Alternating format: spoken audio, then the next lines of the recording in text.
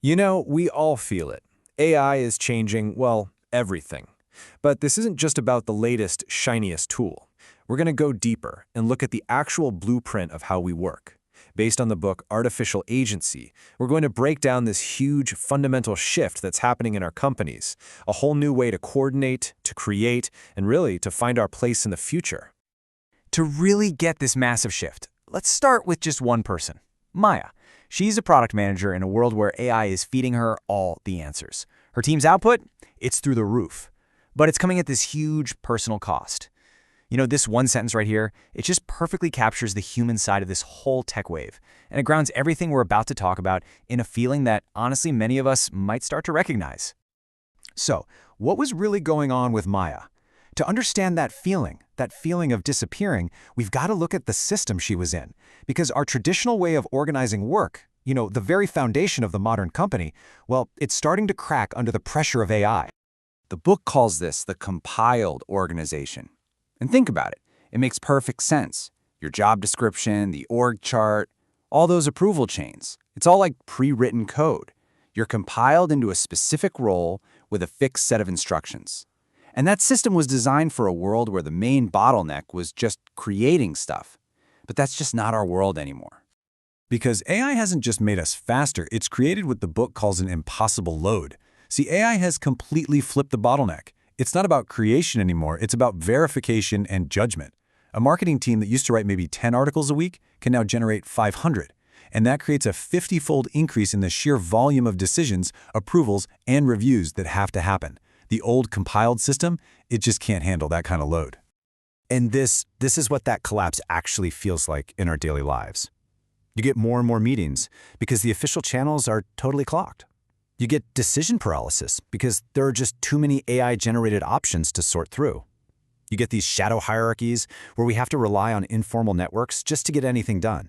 We start engaging in coordination theater. Those endless meetings that feel like progress but really aren't. And slowly, we start to normalize cutting corners just to keep our heads above water. Does any of this sound a little too familiar? Okay, so let's zoom in a bit. Let's go from the big, systemic problem to the personal one. Because this isn't just about being inefficient, it's about what this broken system is actually doing to our skills, our judgment, and our whole sense of purpose at work.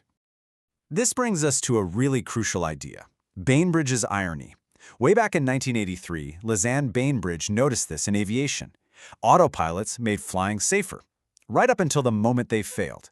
And when they did, the pilots whose manual flying skills had gotten rusty were in serious, serious trouble. Well, guess what? We are now seeing the exact same paradox play out in knowledge work. AI is our new autopilot. And this isn't just some vague feeling. The book argues it's basically a mathematical reality. Without active practice, and I mean real, deliberate practice, not just clicking on what an AI tells you to, our skills don't just stagnate, they can decay exponentially. The book even lays out a scenario where a weekly skill decay of just 3% means that skill is almost completely gone in a single year. And this quote, wow, it just brilliantly illustrates the end result. This is from an employee in the source material, and it's chilling, right? It's the voice of someone who's been de-skilled, who's gone from being a knowledge worker to being a human component in an AI machine. It's that feeling Maya had of just disappearing. So here's the crucial point. It's this contrast. On one side, you've got low agency. You feel like a cog in the machine, your skills are fading away, and you start to feel this sense of learned helplessness. But on the other side, you have high agency. The systems serve you, you feel in control, and your expertise actually gets deeper. This is the human stake in getting the future of work right. Okay, so if the old compiled model is broken, what's the solution? Well, the book proposes a totally new way of thinking, one that isn't built on rigid, pre-written rules, but on something way more dynamic and powerful: understanding. So meet the interpreted organization. Instead of compiling people into these fixed roles, this system works more like modern software. It understands the goal, it understands the context, and it understands the capabilities that are available, and then it figures out the best way to coordinate the work in real time. It's flexible, it's adaptive, and it's built for speed. This table just shows the difference so perfectly. The old way is imperative. It gives a specific command to a specific person. It's brittle. What happens if John is on vacation? The whole system breaks. But the new way is declarative. It just states the desired outcome and the capabilities you need. The system can then go find the best person for the job, creating a process that's way more resilient and a whole lot more effective. So let's walk through that contract review again, but the new way. First, the AI doesn't just see a contract, it actually understands the context. This is a SaaS contract for an EU partner, and there's a potential GDPR risk. Then, it searches the entire organization for the best combination of skills, not just for someone in the legal department. It might find a product manager who has a legal background who's actually perfect for this. Next, it assembles all the relevant info for that person so they're not wasting time hunting things down. And finally, the human expert gets to apply their judgment with full context. And the result of all this? It's staggering.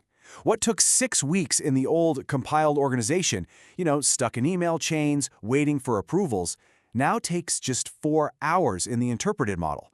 That's not a small improvement. That's a complete transformation of speed and effectiveness. We're talking about a 200x acceleration. It's incredible. Okay, this brings us to the final and I think the most important part of all this. Because this future, it isn't something that just happens to us. The technology enables a bunch of different paths, and the one we end up on is a conscious design choice we have to make. So we have to ask ourselves, and we have to ask our organizations this question directly. The tools are here, the new models are emerging, but how are we going to choose to use them?